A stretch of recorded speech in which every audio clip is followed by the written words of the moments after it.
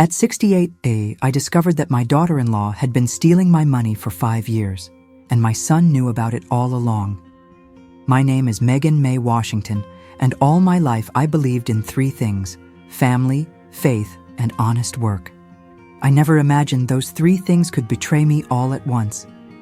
Yet there I was, sitting in my small living room in Atlanta, Georgia, my hands shaking so badly the bank statement nearly slipped through my fingers.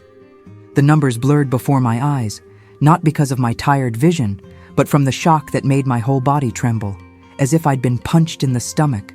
Transfers, dozens of them, all to the same account. My son's account, Marcus, $500 here, $800 there, found $200 just last week. Every one of them authorized with my digital signature, a signature I never made. My heart was pounding so hard I could hear the blood rushing in my ears. How could my own son, the boy I carried in my womb, nursed, and raised alone after his father died, how could he do this to me? I picked up the phone with fingers that no longer felt like mine. I called Marcus. He answered on the 3rd ring, his calm voice the same one that used to soothe me when he was little. But now, that same voice made me sick. "Hey, Mom, everything okay?" "Marcus," my voice cracked, "I need you to come here, now." "Is everything all right? Are you hurt?" "Just come." He arrived 40 minutes later. When I opened the door, I saw my son, tall, handsome, wearing that expensive suit I'd always admired. At 42, he was everything a mother could dream of: a regional manager at a tech company, a beautiful home in the suburbs, married to a woman who looked like she'd stepped out of a magazine. But when I placed those bank statements in his hands, I saw something in my son's face I had never seen before. It wasn't surprise. It wasn't confusion. It was guilt. "Mom," he began, and in that one word, I knew my life as I'd known it was over. The son I had raised with so much sacrifice, working double shifts as a nurse, skipping meals so he could eat, wearing worn-out clothes so he could have new uniforms for school. That son had stolen from me, and the worst was yet to come. "Mom, I can explain." But I didn't want explanations. I wanted to understand how we got here. I closed my eyes for a moment and saw myself 30 years earlier, heading out for the night shift at Grady Memorial Hospital. Marcus was 12, home alone doing his homework until I returned at 6 in the morning. I worked 16 hours a day, nurse by day, janitor by night, because James's life insurance barely covered the funeral. I remembered saving every penny for his college, living on peanut butter sandwiches for months to buy his textbooks, wearing the same winter coat for 8 years while he got new clothes each semester. "How much?" My voice was cold, colder than I'd ever heard it. "How much did you steal from me, Marcus?" He swallowed hard. His eyes, those same brown eyes as his father's, couldn't meet mine. "It wasn't stealing, Mom. You gave me access to your account years ago, remember? When you had that knee surgery and needed someone to pay your bills. Access for emergencies." My voice rose, trembling with rage. "Not for you to take whatever you wanted. Mom, that money was just sitting there. We needed it more than you did." Those words cut me like glass. Needed it more. I looked around my small apartment, the 15-year-old couch, the tiny secondhand TV, the curtains I sewed myself because store-bought ones were too expensive. Needed it for what, Marcus? What did you and your wife need my money for? That's when he mentioned Brittany for the first time. His wife, that 34-year-old blonde with perfect hair and manicured nails, a so-called lifestyle influencer, she called herself, always posting pictures of their home, designer clothes, and vacations in the Bahamas. Brittany runs a business, Mom. She needs to keep up certain appearances for her work. Appearances? I repeated the word like poison. You stole from your mother so your wife could take pretty pictures for Instagram? His silence was the answer. I gave my youth for this son, my health, my back, which still aches from lifting patients all those years. I gave my dreams, and he treated me like a bank account, like a resource to be drained. Get out of my house. Mom, please, get out. But the worst was still ahead, because I still didn't know how much they had taken. I didn't yet know that Brittany had spent my money on $10,000 handbags while I was buying generic pills for my blood pressure. I didn't yet know that my son, my own flesh and blood, had laughed behind my back. It took me 3 days to gather the courage to go to their house. 3 days of reviewing every statement, every transfer, adding and re-adding until the numbers burned into my mind like hot iron. $47,000. 47,000. 5 years of retirement savings, gone. The money I'd set aside in case I ever needed care. For emergencies, for a bit of dignity in old age. When I parked my old car in front of that 2-story house in Buckhead, the house my money had probably helped pay for, my hands were shaking so much I could barely unbuckle my seatbelt. The lawn was perfect, the windows sparkled, even the driveway looked expensive. Brittany opened the door wearing gym clothes that cost more than my monthly rent. Her blonde ponytail was so perfect it must have taken hours to achieve that effortless look. She looked me up and down with those cold blue eyes. Megan, what a surprise. Not Mom, not Mrs. Washington, just Megan, as if we were casual acquaintances. We need to talk, all 3 of us. She sighed dramatically, as if I were ruining her precious day of Instagram photos. Marcus is in his office. Come in. The living room was a luxury showroom. Italian leather sofa, 70-inch TV, crystal chandeliers. Every detail screamed excess. My stomach turned. Marcus came down the stairs in designer sweatpants. He froze when he saw me, his face turning pale. $47,000, I said, my voice slicing through the silence. In 5 years, 47,000. Brittany sat down gracefully on the expensive sofa, my expensive sofa, and crossed her legs. Megan, you're being dramatic. Dramatic, my voice exploded. I felt my knees begin to weaken. You stole my retirement. You stole my future. Technically, Brittany examined her perfectly manicured nails. It wasn't theft. Marcus had legal access. And honestly, she looked up at me with a smile. I'll never forget. You were going to die and leave it all to us anyway, Megan. We just sped up the process. The world spun. My vision blurred around the edges. The tightness in my chest was so intense, I thought I might be having a heart attack. She had just said it, just admitted it. Marcus, I managed to whisper, begging with my eyes for my son to say something, anything, to defend me, to tell her she was wrong. But he just stood there, staring at the floor, hands in his pockets. The silence was deafening. If he had screamed his betrayal, it would have hurt less. But that silence killed me. I stumbled out of that house, not even knowing how I made it to my car. I sat in the driver's seat, unable to move, tears burning my face, my chest aching as if I'd been stabbed. My son, my only son, he saw me as an obstacle, as a bank account with an expiration date.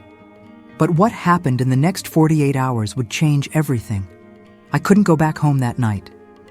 The thought of being alone in that apartment, surrounded by everything they'd taken from me, was too much to bear. I drove aimlessly until I found a cheap motel off Highway 85, the kind of place where nobody asks questions. The room smelled of mildew and cheap disinfectant. The bedspread was stained in ways I didn't want to inspect too closely. I sat on the edge of the stiff bed and emptied my wallet onto the faded comforter. $236. That was all I had left until the next pension check. I stared at those crumpled bills and scattered coins, and something inside me broke. Not in anger, not in sadness, but in a cold, hard clarity. I had let this happen. I let Marcus have access to my account because he was my son and I trusted him. I stopped checking my statements every month because I was tired, because my eyes hurt, because assuming my own blood would steal from me felt impossible. I let Brittany treat me with disdain because I didn't want to cause trouble, didn't want to be that mother-in-law, the meddler, the nuisance. And where had that kindness gotten me? To a 45 hours a night motel, counting coins. I knelt beside that stained bed, my joints cracked in protest, 68 years old, and my body reminding me of it. I clasped my hands, those age-spotted, work-worn hands, and I prayed. I didn't ask for revenge. I didn't ask God to punish them. I asked for strength. Lord, I whispered into the darkness of that lonely room, I don't know what to do, but I know you didn't bring me this far just to leave me broken. My grandmother always said you close doors but open windows. So please, show me the window, Lord. Show me the way out. I thought of my grandmother, Mama Ruth, born in 1925, raised under segregation. She spent her life cleaning other people's houses and raising children that weren't hers. She survived Jim Crow. She survived marches, violence, the daily humiliation of simply existing in the skin God gave her. And she never, ever let it break her. I remembered her words to me when I was about 10 years old, after I came home crying because a teacher had called me a cruel name. Megan May, listen to me. They can take your money, your house, even your dignity if you let them. But there's one thing no one can ever take: your choice of how you respond. In that moment, in that cheap motel room that smelled of despair, I made a choice. My grandmother had survived segregation. She had survived the hatred of an entire nation. I would survive this, and not as a victim, as a warrior. The next morning, I went to the public library. My fingers, clumsy on the keyboard, typed slowly as I searched. Unauthorized bank transfers. Elder financial abuse. Legal rights, Georgia. Every article I read lit a small flame inside my chest. This had a name. What Marcus and Brittany did had a legal name: financial exploitation of the elderly, and it had consequences. I wrote everything down in an old notebook I found at the bottom of my purse. My shaky handwriting recorded every detail, every law, every precedent. At 68, I was becoming a student again. But this time, the diploma was my dignity restored. That's when I remembered Lorraine Carter. I'd met her 20 years ago when our mothers were in the same nursing home. Back then, she had just passed the bar exam. If I remembered correctly, she was now a partner at a respected law firm in Midtown. My hands trembled as I dialed the number. A receptionist answered in a crisp, professional tone. Carter and Associates Law Offices. I'd like to speak with Lorraine Carter, please. Tell her it's Megan Washington. She's in a meeting, ma'am. May I take a message? Tell her it's about Ruth Washington's daughter. She'll want to take the call. 2 minutes later, that familiar voice filled my ear. Megan? Megan May Washington? Oh my God, how long has it been? And then I broke down. Right there, at the public library's payphone, with people staring at me strangely as they walked by, I told her everything. The transfers, the 47,000, Brittany's words about me dying and leaving it all anyway. Marcus's complicit silence. Lorraine didn't say a word for a long moment. When she finally spoke, her voice had that tone lawyers use when they already know the law inside and out. Megan, listen to me. This is serious. Very serious. And the best part? Everything's digital now. Every transfer leaves an electronic trail. Date, time, IP address. If you didn't authorize them, we have a case. A strong one. My heart started racing. Can you help me? Sweetheart, I'll do more than help you. I'll take them down legally. Can you come to my office tomorrow? 9 a.m.? I don't have much money right now, Lorraine. Megan. Her voice softened. Your grandmother Ruth cared for my mother like family. Fed us when we were too poor to buy food. This is pro bono. Free. Because some things are about what's right, not about money. I hung up the phone with tears streaming down my face. But this time, They weren't tears of pain, they were tears of hope. God had shown me the window, and it had a name: Lorraine Carter, attorney at law, faith and community. That's what Mama Ruth always believed in, and it was saving me now. The bank manager's name was Mr. Patel, a middle-aged man with thin-rimmed glasses and kind manners.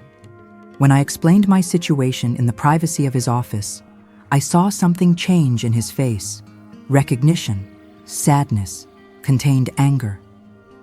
"Mrs. Washington," he said carefully, "unfortunately, we see this more often than we'd like. Children with access to their parents' accounts who abuse that privilege." He typed rapidly, his eyes scanning screen after screen. "Did you authorize these transfers?" "None of them." He turned the monitor toward me.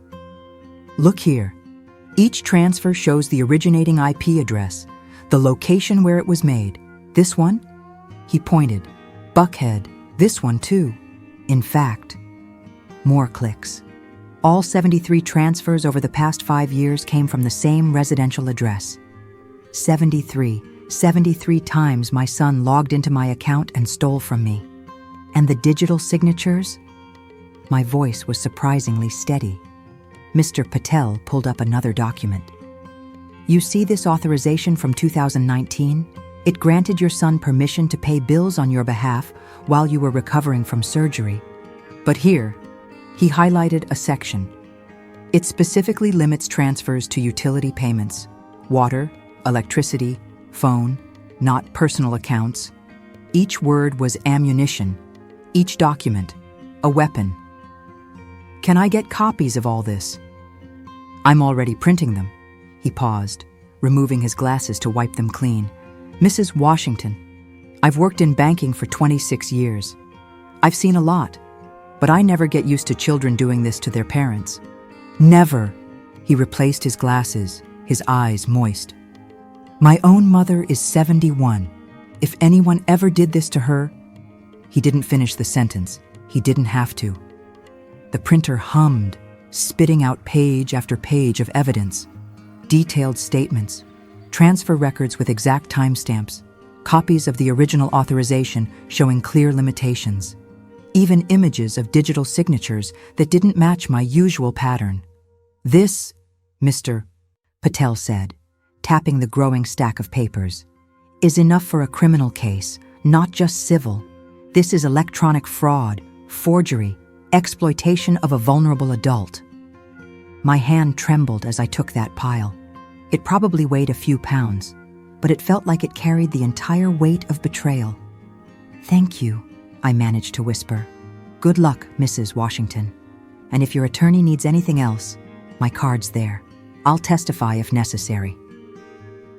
I walked out of that bank with a folder full of proof and something I hadn't felt in days: power. Marcus had underestimated me. Brittany had disrespected me. They thought I was too old, too weak, too ignorant to fight back. They were about to find out how wrong they were. That night, sitting in my apartment with the folder of evidence beside me, the memories came like a tidal wave. I couldn't stop them. Marcus was born on a rainy Tuesday in March 1982.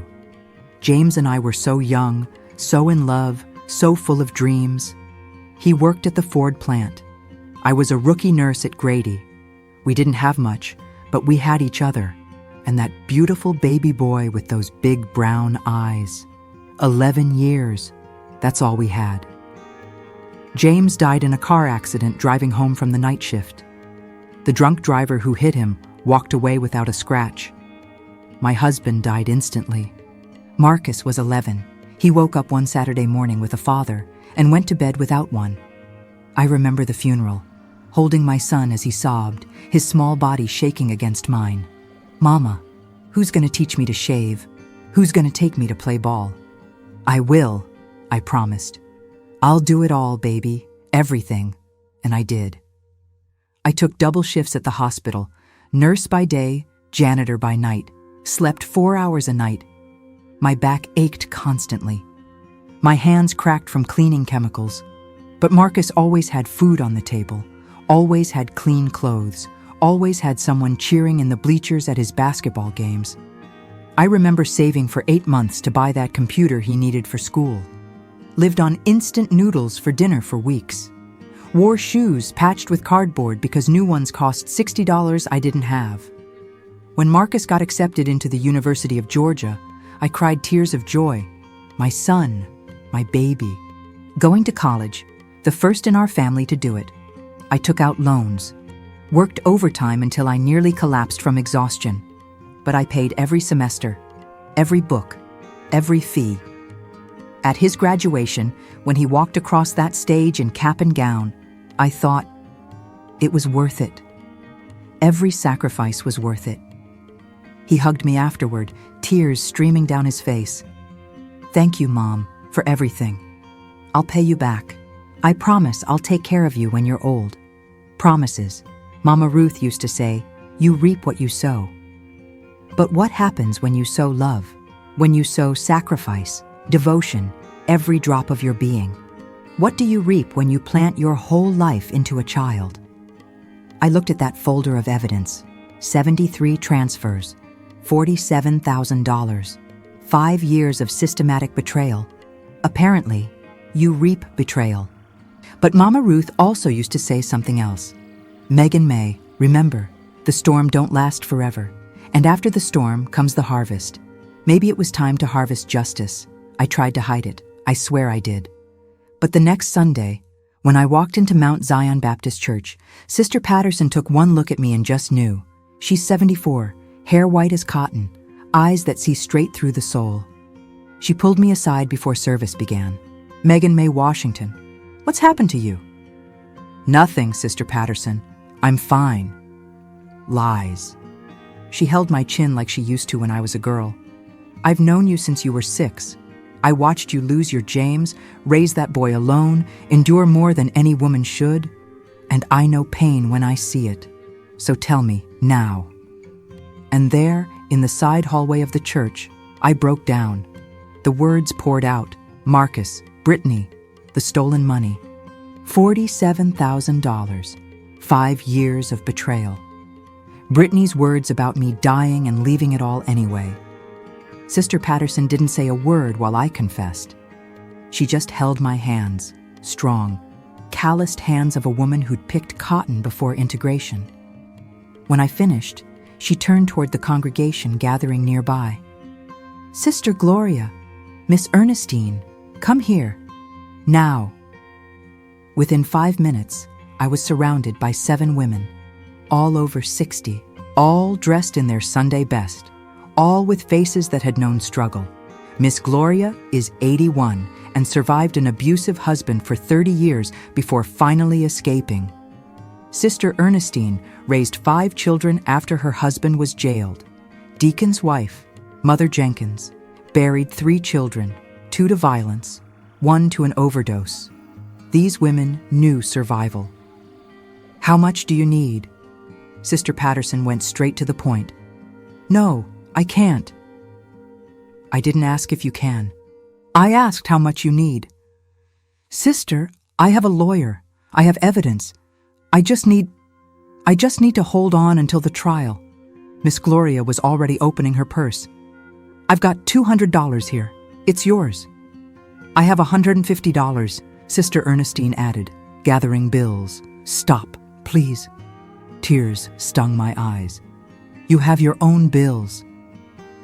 Mother Jenkins, the quietest of the group, spoke with that soft voice that carries the weight of mountains. Megan, when my Thomas was killed in 2003, who paid for his funeral? You. When Sister Patterson had a stroke and couldn't work, who brought food every week? You. When Gloria's granddaughter needed a school uniform and she didn't have the money, who bought it? You. That was different. It wasn't. Sister Patterson held my face in both hands. This is what we do. We, Black women who have survived everything this world throws at us. We hold each other up. We lift each other. We don't let any of us fall alone. By the end of that Sunday, I had $830 in my hands, offers of meals for the whole week, and something more valuable than money, 7 warriors at my side. I realized something fundamental in that moment. Marcus was my blood, but these women, they were my family. If you have a Sister Patterson in your life, leave a comment telling us about her. And if you don't, subscribe to the channel. Here we rise together. The meeting at Lorraine's office started at 9 on the dot. She had spread documents all over the conference table, a visual timeline of my life being stolen. "Megan, I need to show you something." Her voice was gentle, like a nurse preparing a patient for bad news. I traced where the money went, and it's worse than we thought. She turned the laptop toward me. Brittany's Instagram, a public account with 47,000 followers. Every photo a stab. December 2019, Brittany posing next to a red Mercedes convertible. Caption, "My husband knows how to treat a queen." That car, Lorraine pointed out, cost $68,000, bought 3 days after an $8,000 transfer from your account. My hand flew to my mouth. She continued flipping through photos, each one more obscene than the last. January 2020, Brittany and Marcus at a resort in the Bahamas. Crystal waters, drinks with little umbrellas. Her in a designer bikini, him in expensive sunglasses. "That trip," Lorraine said calmly, restraining her anger, "cost about $12,000. Look at the post dates. Now look at this." She pulled up a bank statement. 2 transfers, $5,000 and $7,000, exactly 1 week before the trip. I remembered that month, January 2020. My heater broke. I spent 3 weeks under 3 blankets because I couldn't afford to fix it. I ate rice and beans almost every day to save money, while my son drank piña coladas on the beach with my money. There's more. Lorraine kept scrolling. Designer handbags, dinners at restaurants where the appetizer cost $50, a trip to Miami, a weekend in Savannah, spa days, a personal trainer, professional photos for the Instagram feed. Every luxury documented, every cent of mine paraded for strangers online. She literally built her influencer career, Lorraine said, her voice trembling with outrage. On your money. Every spontaneous photo, every outfit of the day, every surprise gift Marcus supposedly gave, all financed by you, while I wore shoes with cardboard soles. I finished the sentence, my voice flat. Silence filled the room. I looked at the photos, Brittany laughing, Marcus smiling. Perfect life, perfect love, perfect success, all lies, all built on my bent back. "Megan," Lorraine touched my hand. "I know you're angry. God knows I am. But we must keep our heads. Dignity and strategy win." I breathed in. Mama Ruth always said, "Anger without direction is just noise. Anger with purpose is justice." "How long until we can file?" Lorraine smiled, a warrior's smile. "With this evidence, I can file this week. They had robbed me, humiliated me, treated my death like a financial investment.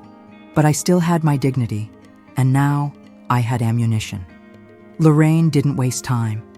The following Friday, the documents were ready. Civil suit for financial exploitation of a vulnerable adult, electronic fraud, unlawful conversion of funds.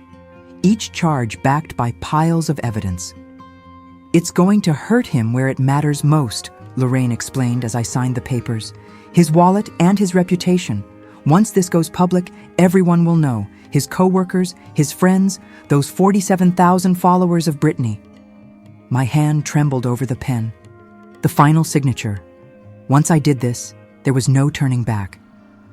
I thought of Marcus as a child, the way he held my hand crossing the street, how he called me best mommy in the world in handmade Mother's Day cards. Then I thought of Brittany laughing in the Bahamas, the $47,000, the words, "You were going to die and leave it to us anyway." I signed. "The process server will deliver on Monday," Lorraine said, placing the documents in a manila envelope. At his workplace. Standard protocol to ensure receipt. At his workplace? My stomach twisted. "Megan, he stole from you systematically for 5 years. This needs to be public." it's part of the consequence. On Monday at 2:37 p.m., I know because I looked at the clock. My phone rang. Marcus. I let it go to voicemail. The phone rang again and again. 10 calls in 20 minutes. I finally answered. Mom, what did you do? His voice was frantic, almost hysterical. A process server showed up at my job, in front of my coworkers, handed me a summons. You stole $47,000 from me. My voice was calm, surprisingly calm. I didn't steal. You gave me access to the account. For emergencies, not to fund luxury cars and vacations in the Bahamas while I froze through the winter because I couldn't afford to fix the heater. Silence. Then, Mom, please, we can work this out as a family. You don't have to get lawyers involved. Family. The word came out bitter. Family doesn't steal. Family doesn't stay silent while your wife says your mother should just hurry up and die. Brittany didn't mean, stop. My voice cut through him like a blade. Just stop, Marcus. No more excuses. No more lies. What do you want? Money? I'll pay you back. Every penny. I want justice. I want public acknowledgement of what you did. And I want you to learn that actions have consequences. You're going to ruin me. They're going to fire me. No one will ever work with me again. Maybe you should have thought about that before stealing from your mother. Mom, please, don't call me again. Marcus, from now on, my lawyer speaks for me. Any communication goes through Lorraine Carter, Carter & Associates. The number's on the notice. You can't do this to me. I can, and I am. Goodbye, Marcus. I hung up. My hands were trembling. My heart was racing unevenly. Tears burned but didn't fall. But for the first time in months, I felt something other than pain. I felt power and dignity and self-preservation. Sister Patterson had been right. Sometimes, self-love looks like cruelty to those used to your submission. The messages started that same night. Marcus first, then Brittany, as if they'd coordinated an attack. Marcus, 9:43 p.m. Mom, I'm your son, your only son. How can you do this to me? Marcus, 9:51 p.m. Dad would be ashamed of you. That last one hurt, using James against me, the man who died trying to give us a better life. 2 hours later, Brittany, 11:12 p.m. Megan, be reasonable. Think of the family. Do you really want to destroy your son's marriage over money? That's so selfish of you. Selfish. She called me selfish. The next morning, more messages. Marcus, 6:15 a.m. My boss called me in. They're putting me on administrative leave while they investigate the situation. You're ruining my career. Are you happy now? Brittany, 9:23 a.m. We lost 3 brand deals today. 3. Companies don't want to be associated with family drama. You're destroying our livelihood. I hope you can sleep at night. I brought the messages to Lorraine that afternoon. She read each one, her jaw tight. This is textbook manipulation. Flip the narrative. Make you feel guilty for their reactions to their actions. She looked at me. How are you holding up? Honestly, some of them sting. The part about James, about destroying the family. Megan. Lorraine clasped my hands. They destroyed the family 5 years ago. When they decided your bank account mattered more than your well-being. You're just holding up the mirror. That evening, sitting in Sister Patterson's living room with the church women, I showed them the messages. Miss Gloria snorted. Destroy the family. Honey, they destroyed the family when they stole from you. And using your late husband against you? Sister Ernestine shook her head. That's low. Lower than a snake's belly. Mother Jenkins, always the wisest, spoke slowly. Megan, let me ask you something. If it were the other way around, if you had stolen from him, would he forgive you without consequence? The question stopped me cold. Because, she continued, forgiveness is beautiful, but forgiveness without consequence teaches that wrongdoing has no cost. You're teaching your son something life should have already taught him. respect, and sometimes real love sounds harsh. That night, I went home and, for the first time, replied to Marcus. Megan, 10:34 p. Marcus, you ask how I could do this to you. I ask, how could you do this to me? For 5 years, I didn't destroy our family. You did. Every transfer, every lie, every time you stayed silent while Brittany disrespected me. Actions have consequences, son. You're learning that now. And about your father, James would be ashamed of you. He died trying to give us a better life. You stole my future to buy designer bags. Think about that. I blocked them both after sending it. Sister Patterson had been right when she said before, sometimes you have to let people feel the weight of their own choices. Marcus was feeling it now, and for the first time, it wasn't my job to protect him from the consequences.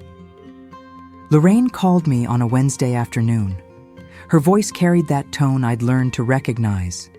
Bad news disguised as legal progress. Megan, I need you to come to the office, now. There's something you need to hear. When I arrived, she had her laptop open, expression grave. Remember when I requested access to their phone records? Well, the carrier released them, and there's a voicemail. Megan, it's disturbing. Are you sure you want to hear it? I need to know the whole truth. She pressed play. Marcus's voice filled the room. But he wasn't talking to me. It was a conversation with Brittany, accidentally recorded when he'd pocket-dialed his own voicemail. Marcus, she's not gonna live forever, babe. Doctor said her blood pressure's critical. Brittany, but what if she lives another 10, 15 years? I can't wait that long, Marcus. You promised we'd have the money now. Marcus, I know. That's why I'm reallocating funds. It's basically an early inheritance. She was gonna leave it all to me anyway. Brittany, your mom lives in that ridiculous apartment, wears Target clothes. She doesn't even notice when money's missing. She probably doesn't check her account. Marcus, laughing. True, my mom can barely use her banking app. They laughed, together, at my expense, at my old-fashioned habits, at my simplicity, at me. Lorraine paused. There's more. She opened another file, a video, a private Facebook group. Brittany filming, clearly drunk at some party. Brittany to the group. Guys, you won't believe this. My mother-in-law from hell called today whining that Marcus forgot her birthday. Like, she's 68. How many birthdays does she need? Laughter. Marcus is like, just smile and wave, babe. Smile and wave till the old lady kicks the bucket. People laughed in the background. Someone shouted, that's awful, but kept laughing. Brittany. The best part? She saves her retirement money like she's gonna die rich. Like, sorry, Megan, but you are gonna die. And when you do, we can finally redo the kitchen. More laughter. It's like speeding up the inevitable, you know? The video ended. I sat in silence. I didn't cry. I didn't scream. Something inside me had moved past pain into the cold territory of clarity. She posted that. My voice was flat. Private group of 23 people, Lorraine explained. But one of them had a conscience and sent an anonymous copy to our office. They wanted you to know the truth. Early inheritance, speeding up the inevitable, waiting for me to die. Lorraine, I said, meeting her eyes, I want every cent back, and I want this to be public. I want everyone to know, her 47,000 followers, his co-workers, everyone. Megan, no. I raised my hand. I tried to be dignified. I tried to keep it private. But they turned my life into a joke, my death into a countdown to a kitchen remodel. The tears finally came, but not from weakness. Dignity doesn't mean silence. Mama Ruth always said, injustice in the dark grows. Sunlight is the best disinfectant. Lorraine nodded slowly. Then let's shine light on all of it. The hearing date was set, March 15th, 3 weeks to prepare. But how do you prepare to face your own son in court? That night, I knelt beside my bed, the way Mama Ruth taught me when I was 5. Hands clasped, forehead resting against my palms. Lord, I whispered into the darkness. My heart is heavy. I don't want revenge, but I can't let this go either. Show me the path between justice and love. Show me how to do what's right without letting bitterness consume me. On Sunday, Pastor Williams preached about forgiveness, as if God himself had orchestrated the sermon just for me. Forgiveness, he thundered from the pulpit, does not mean the absence of consequences. Jesus forgave those who crucified him, but the consequences of their actions remained. David was forgiven by God, yet he still suffered for his choices. Forgiveness frees your heart. Consequences teach theirs. Sister Patterson squeezed my hand during the sermon. After service, the women gathered around me in the prayer room, a circle of warriors, some with snow-white hair, others with silver braids, all with hands roughened by decades of labor and faith. Let's pray over Megan, Sister Patterson said. She's got a battle ahead in 3 weeks. She needs strength, she needs clarity, she needs peace. They laid hands on my head, my shoulders, my back, and prayed. Voices overlapping in ancestral harmony, calling for protection, wisdom, justice tempered with mercy. Mother Jenkins prayed last, her voice trembling but resolute. Lord, Megan's doing what you commanded, defending the widow, protecting the vulnerable. She is the widow. Lord, she is the vulnerable. So be her shield, be her sword, and if she stumbles, be her strength. In the days that followed, I fasted, not out of religious duty, but because I needed the clarity that only comes when you empty everything, stomach, mind, and ego. On the 3rd day of fasting, sitting on my porch watching the sunset, I finally understood. I had forgiven Marcus, not in the way he wanted, the kind where everything goes back to normal with no consequences, but in the real way, the kind that frees your heart from the poison of bitterness. I forgave because holding hatred was like drinking poison and expecting the other person to die. I forgave because Mama Ruth didn't raise a daughter who lets cruelty turn her heart to stone. But forgiveness didn't mean letting him escape accountability. Forgiveness didn't mean pretending $47,000 stolen was a family misunderstanding. Forgiveness meant, I release you from my heart, but not from your consequences. I called Lorraine. I still want to move forward with the case, all of it, but not out of anger, out of principle. Megan, she said gently, that's the difference between revenge and justice. Revenge wants pain. Justice wants correction. Exactly. The night before the hearing, I slept deeply for the first time in months because I was at peace. Peace not because it was easy, but because it was right. What do you think? Does forgiveness mean forgetting the consequences? Share your thoughts in the comments, and if this story has touched you, subscribe. Tomorrow, there's more. Lorraine told me to arrive at the courthouse by 8:30. The hearing began at 9. When I stepped into that cold marble hallway, I nearly collapsed. There were people, so many people. Sister Patterson, Miss Gloria, Mother Jenkins, expected. But there was also Mrs. Chen, my neighbor from apartment 3B, Mr. Morrison, the grocer who served me for 15 years, Keisha, a former co-worker from the hospital I hadn't seen in 5. What are you all doing here? Sister Patterson smiled, eyes shining. We came to testify. All of us. Lorraine said she needed character witnesses. Well, we brought 23. 23 people. They'd gotten up early, missed work, come on their own to speak for me. Lorraine appeared, folder in hand, confident smile on her face. Megan, these folks are going to change everything. Marcus's lawyer can preach all he wants about family values, but once the judge hears who you really are. The hearing began promptly at 9 a.m. Judge Carolyn Hughes presiding, a black woman in her early 60s, gray hair pulled into a tight bun, eyes that didn't tolerate nonsense. Marcus and Brittany sat on the opposite side with their expensive lawyer in an even more expensive suit. Marcus didn't look at me. Brittany scrolled on her phone, bored. Lorraine presented the evidence first. Statements, transfers, the drunken video of Brittany, the accidental voicemail recording, each piece another brick building a wall of undeniable truth. Then it was time for the witnesses. Mrs. Chen went first. Her accent was heavy, but her voice steady. Megan, she always help. When my husband die, she bring food every week. 6 months, never ask anything, only kindness. Mr. Morrison. In 15 years, that woman's never missed a payment, but I've seen her put items back when she didn't have enough. Always her things, never her grandson's when he visited. She's a mother who always puts her child first.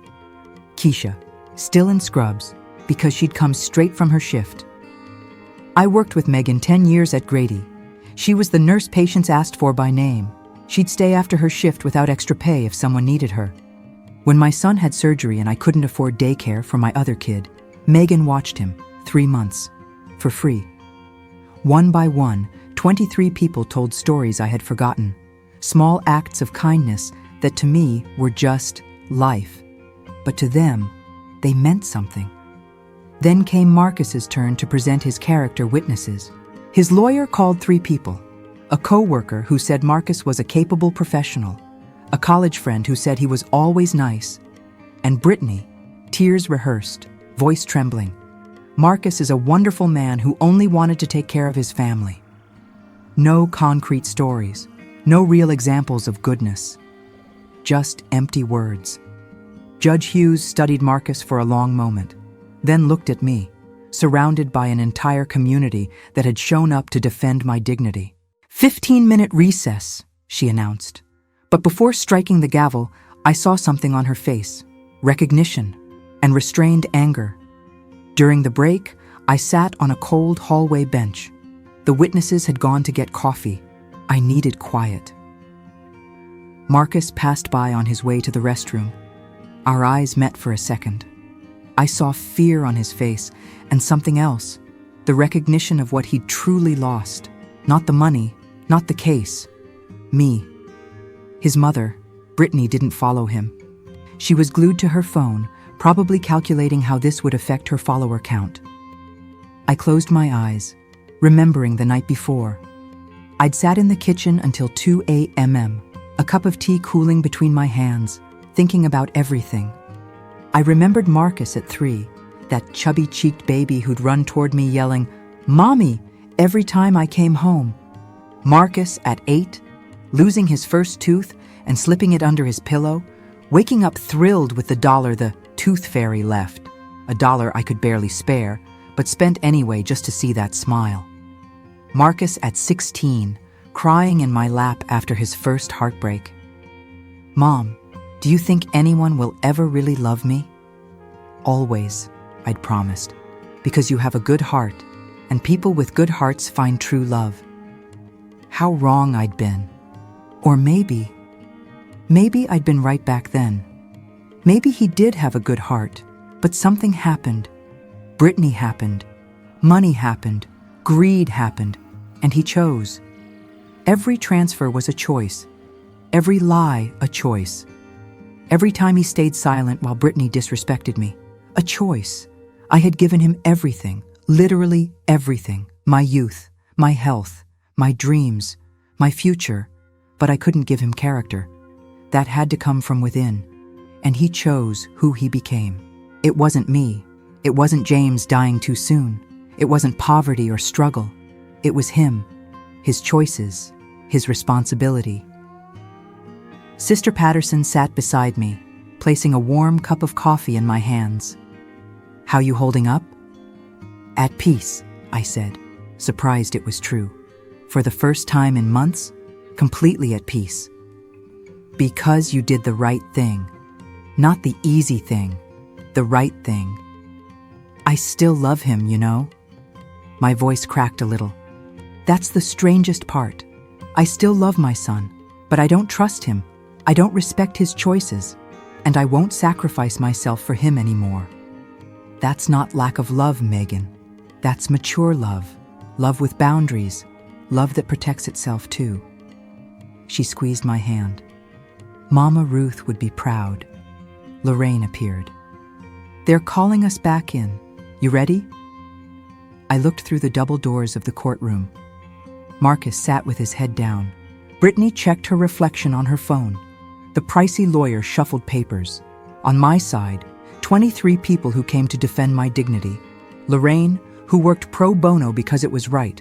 A whole community that stood up. Yes, I said, standing and smoothing the simple dress Sister Patterson had lent me. I'm ready. Not for revenge, not for destruction, for truth, and for the consequences that would teach the lesson I, as a mother, had failed to teach. Respect is not optional, dignity is not negotiable, and love without limits isn't love, it's permission for abuse.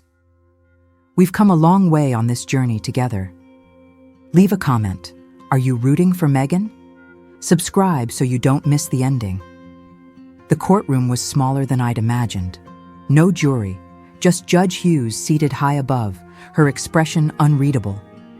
The walls were that institutional beige, the air conditioning hummed softly, and the room smelled faintly of old paper and heavy expectation. I walked in with Sister Patterson on one side and Lorraine on the other. My legs were trembling, but I kept my head high. Mama Ruth always said, when you walk into a room, walk in like a queen. Even if your heart is bleeding, your posture tells your truth. Marcus sat at the defense table, wearing a gray suit that probably cost more than 3 months of my rent. When I passed, he glanced up, then looked away, like a child caught lying. But he wasn't a child. He was a 42-year-old man who had chosen to steal from his own mother.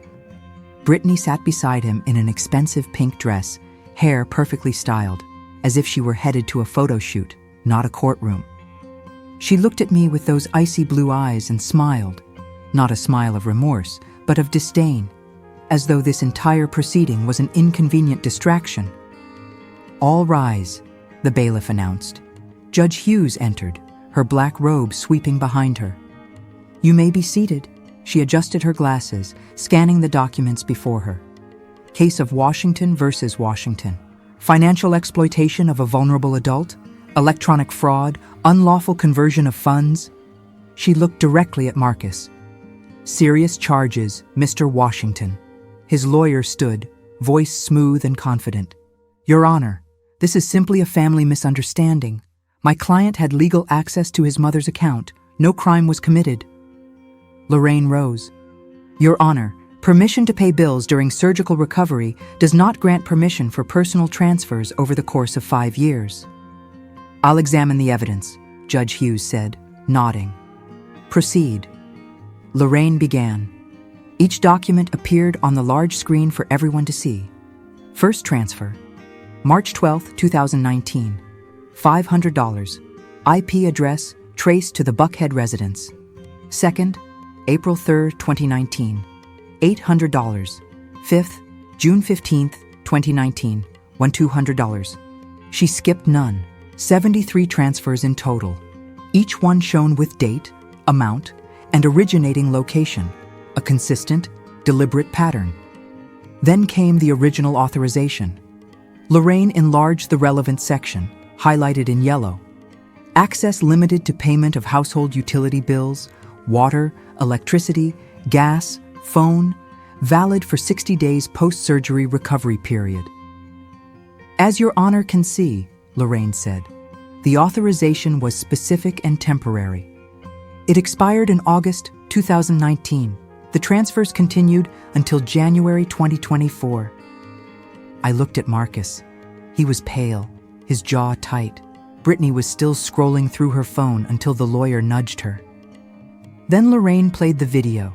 Brittany drunk at the party, laughing about me kicking the bucket and how they'd finally be able to redo the kitchen. Judge Hughes leaned forward, eyes fixed on the screen. When it ended, The silence was thick enough to hear breathing. "Is this authentic?" she asked. "Yes, Your Honor, verified by a digital forensics expert." The judge turned to Brittany. "Mrs. Washington, are those your words?" Brittany opened her mouth, closed it, looked at her lawyer, panicked. "Mrs. Washington, I asked you a question. Are those your words?" I was drunk. It was a bad joke." "A joke?" The judge's tone froze the air. "Referring to your mother-in-law's death as a financial opportunity is a joke to you." Silence. Every document shown was a knife to my mother's heart. Seeing it all laid bare, public, undeniable, it hurt. But it was a necessary pain. Hidden wounds rot. Exposed ones can finally heal, and I deserved to heal. "Mrs. Washington," Judge Hughes called, "would you like to speak?" Lorraine helped me stand. My legs trembled, but I walked forward, alone before the court, and met the judge's eyes. She was in her 60s, brown-skinned like me, gray hair pulled back with quiet dignity. I saw the lines around her eyes, the kind carved by years of endurance and grace. She saw me, truly saw me. "Your Honor," I began, my voice steadier than I expected. "I didn't come here for revenge. I came for truth." I took a breath. "I raised my son alone after my husband died. Marcus was 11. I worked 2 jobs for 16 years to give him a better future. I skipped meals so he could eat. I wore shoes with holes so he could have new ones. I paid every cent of his college tuition." Tears slid down my cheeks, but I didn't stop. I didn't do it expecting to be repaid. I did it because he was my son, and I loved him. But I also didn't expect to be robbed. I looked at Marcus. Tears now streaked his face. Too late. $47,000 over 5 years. While I sat freezing in winter because I couldn't afford to fix the heater, while I ate rice and beans to save money, while I postponed doctor visits because every dollar mattered, and they were in the Bahamas, with my money. But you know what hurts more than the money? I wiped my tears. It's knowing my own son, my baby, was waiting for me to die. As an investment. As if my life were just an obstacle between him and a new kitchen. Judge Hughes closed her eyes briefly. When she opened them, they glistened. "I forgave him," I continued, my voice strong again. "I forgave him because bitterness would destroy me, not him. But forgiveness doesn't mean freedom from consequences. My grandmother survived segregation. My mother survived poverty, and I will survive this. But I need the truth to be recognized. I need my words to carry the same weight as his. I need justice." I sat down. Sister Patterson squeezed my hand. Judge Hughes stayed silent for a long moment, scanning the papers, then looking at Marcus, then at me. "Mr. Washington," she said finally, her voice low and steady. "Stand up." Marcus rose, trembling. "In 30 years on this bench, I've seen many terrible things. But the exploitation of elderly parents by their adult children." She shook her head. "It is particularly despicable. This woman sacrificed everything for you, and you turned her love into a financial opportunity." She looked down at the documents again. "Based on the evidence presented, irrefutable evidence, I find in favor of the plaintiff full reimbursement of $47,000, an additional $23,000 for emotional damages, plus legal fees and attorney costs." Marcus staggered. Brittany made a strangled noise. $70,000, Mr. Washington, payable within 90 days. And consider yourself fortunate I'm not referring this for criminal prosecution. She struck the gavel. Court adjourned. And just like that, after months of pain, humiliation, and betrayal, the truth finally had its day. Justice had a name. It had a voice. It had a price. And I had my dignity back. The check arrived 87 days after the ruling. $70,000. I held that thin piece of paper in my hands and felt nothing. Not joy, not triumph. Just the hollow, bittersweet quiet of a victory that cost me my son. Marcus deposited the money without a word. No apology, no note, no remorse. Just a cold bank transfer, as if I were a creditor, not the woman who gave him life. That afternoon, I sat with Lorraine and Mr. Patel at the bank. "I need to protect this," I said. "I never want to be that vulnerable again." Mr. Patel nodded. "We'll create an account only you can access. No power of attorney, no secondary authorizations. Your eyes only." We divided the money strategically. 20,000 into a high-security savings account, 15 into a certificate of deposit for the future 10 for medical emergencies, and 5,000 I donated to Mount Zion Baptist Church. Sister Patterson cried when I handed her the check. "Megan, you don't have to." "I do. When I was broken, this church fed me. You held me up. And Mama Ruth always said, 'A blessing that doesn't circulate rots.' This needs to circulate." With what remained, I moved. Not to a mansion, not for show, to a small 2-bedroom apartment in a quiet neighborhood, with a balcony that caught the morning sun and a kitchen that smelled like a new beginning. For the first time in 68 years, I decorated for me. Not for what was cheapest, not for what would last longest, for what made me happy. I bought a mustard yellow sofa, my favorite color, though I'd always called it impractical. Linen curtains that danced with the breeze. Potted plants on the windowsill because Mama Ruth always kept plants, and they made me feel close to her. In the kitchen, I hung an embroidered frame that read, "This house is built on self-love." Miss Gloria came to visit that first week, her eyes wide. "Megan, this place is beautiful. It looks like you. Finally looks like you." She was right. My old apartment had always been functional, a place to sleep, eat, survive. But this was home, chosen by me, for me, protected by me. I opened a new grocery account at the nearby market. This time, when I reached the register, I didn't have to put items back. I could buy fresh fruit, salmon sometimes. That fancy tea I'd always wanted but could never justify spending $8 a box on, small luxuries. But to me, they were freedom. One afternoon, sitting on my balcony sipping that expensive tea and watching the birds flutter around the feeder I'd installed, I realized something. For the first time since James died, I was at peace. Not loud, ecstatic happiness, but deep, grounded peace, the kind that comes when you survive a storm and find solid ground again. Marcus texted me that week, the first communication in months. "Mom, can we talk?" I stared at the message for a long time. My mother's heart wanted to say yes instantly, to run back, forgive, forget, rebuild. But my dignity, newly reclaimed, still fragile, whispered otherwise. I deleted the message without replying. Maybe someday, but not today. Today was about me, about starting over, about self-love, about learning, at 68, that it's never too late to put yourself first. 6 months after the hearing, Pastor Williams approached me after service.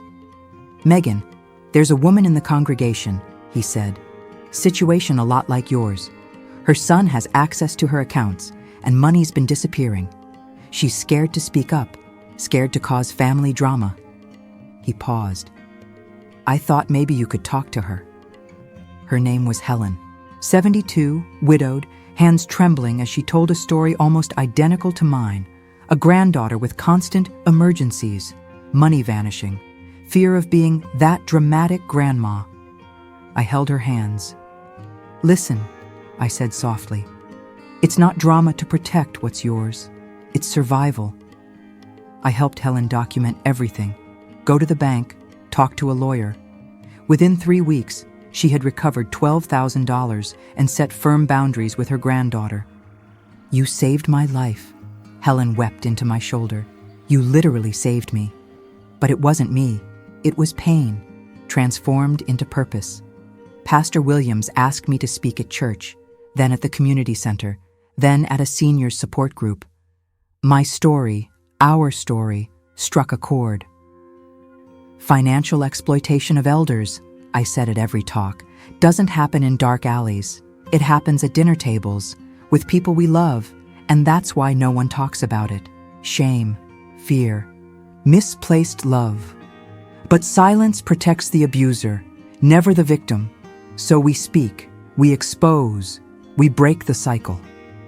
In that first year, I helped 17 women, 17 stories of sons, grandsons, even nephews exploiting trust. Different details, same pain.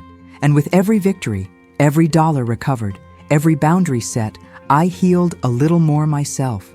I built new relationships too. True friendships grounded in mutual respect, not need or obligation. Miss Gloria and I shared tea every Tuesday. Mother Jenkins taught me quilting. Sister Patterson and I visited hospitals, bringing hope to other lonely seniors. I had community, purpose, peace. Then Marcus showed up. He knocked on my door one rainy Saturday in October. He was thinner, dark circles under his eyes, wearing a cheaper suit. "Mom," he said when I opened the door, "please, just give me 5 minutes." I stood in the doorway. I didn't invite him in. "Brittany left me," he began. "Filed for divorce 2 months after the hearing. Said I was dead weight now that you sued me. Took half of everything and walked out." I expected to feel satisfaction, poetic justice. But all I felt was sadness for a son who chose the wrong woman for the wrong reasons. "I'm sorry," I said, and I meant it. I ruined everything. Tears streaked his face. "I lost you, lost her, almost lost my job. And for what? For money that wasn't even mine." "Why did you do it, Marcus?" The question that had haunted me for a year. Because it was easy. Because Brittany wanted it, and I wanted to make her happy. Because... He swallowed hard. "Because I stopped seeing you as my mother and started seeing you as a resource. And that's unforgivable." "It's forgivable," I said quietly. "I've already forgiven you. But forgiveness doesn't mean going back to how it was." "I know." He nodded, voice breaking. I just wanted to tell you I'm sorry, truly sorry, and that I understand if you never want to see me again." I looked at my son. I saw the boy he once was, the man he'd become, and the man he might still be, if he chose differently. "Marcus, if you want to rebuild something with me, there are conditions," I said. "Therapy, for you, full financial accountability, firm boundaries, and time. A lot of time." He nodded, hopeful. "Anything. And understand this, I'll never trust blindly again. That mother is gone. The woman standing here. She protects herself first. I understand. I don't know if we'll ever rebuild a relationship. I don't even know if I want to. But I do know this. The Megan who opened that door had something the Megan from a year ago didn't. Boundaries, dignity, and unshakable self-love. Today, I turned 69. I woke up in my apartment bathed in golden morning light. The sound of birds at the feeder on my balcony. The smell of coffee I brewed myself. Not because I had to save money, but because I wanted to. A year ago, I was in court fighting for my dignity. Today, I'm at peace. Not the kind of peace that means no problems. The peace that comes when you finally understand problems don't define you. Your responses do. Sister Patterson organized a small celebration at church. A simple cake, 23 people, the same 23 who came to court. My real family, the one I chose, and the one that chose me back. "Make a wish," Miss Gloria said as they brought out the cake. I closed my eyes. I didn't wish for money. I didn't wish for reconciliation with Marcus. I wished for wisdom. To keep helping other women find the strength I found. Because I've learned something vital this past year. God never wastes pain. Every tear I cried, every night I stayed awake counting money I didn't have, every humiliation I swallowed, all of it turned into testimony, into a tool. into a bridge for other women to cross their own dark valleys. So far, I've helped 23 women recover over $340,000 stolen by family members. 23 Megans who thought they were alone. Who thought love meant accepting abuse? Who thought they were too old, too tired, too naive to fight back? At every talk, I tell them, setting boundaries is the greatest act of love. For yourself, yes, but also for those who need to learn that their actions have weight, that people aren't resources, and dignity doesn't expire with age. Marcus visits me once a month now, always by appointment, always in neutral places, a cafe, a park. He's in therapy. He's paying me back in small installments, not because I demanded it, but because he wanted to show accountability. I don't know if we'll ever be mother and son the way we once were. The hurt runs deep, the trust is broken, but there is possibility, a small window of maybe, and for now, that's enough. I met Mr. Richard Thompson at church 3 months ago, a 71-year-old widower who lost his wife to cancer 2 years back. We meet every Wednesday at Bible study, sometimes for coffee afterward. It's not romance. Neither of us wants that. It's companionship. 2 people who understand loneliness without trying to fill it with expectations. We talk about complicated children. He has 2 who already fight over inheritance while he's still alive. We laugh about how growing older is both absurd and beautiful. It's friendship, pure, simple, respectful. This morning, looking in the mirror, I saw a woman different from the one I was a year ago. Same wrinkles, same gray hair, but different eyes that have seen the storm and survived it. Mama Ruth used to say, "Megan May, the world will try to make you small. Don't let it. You're a daughter of God, heir of warriors, survivor of things that would have broken others. Hold your head high." I've lifted my head, Mama, and I won't lower it again. At 69, I finally learned the truths I should have known at 29. It's never too late to teach people how to treat you. It's never too late to set boundaries that protect your peace. It's never too late to choose yourself. And it is never, ever too late to begin again. Because as long as there is breath, there is possibility. As long as there is faith, there is hope. And as long as there is a community of women rising together, there is a power no betrayal can ever steal. My story didn't end in the courtroom. It began there. And yours can begin today. Dear friend who made it to the end of this journey, if Megan's story touched your heart, I have a request. Leave a comment. Have you ever had to set boundaries with family? Have you ever felt invisible, disrespected, taken for granted? What would you have done in her place? Your words might be the exact hug another woman needs to read today.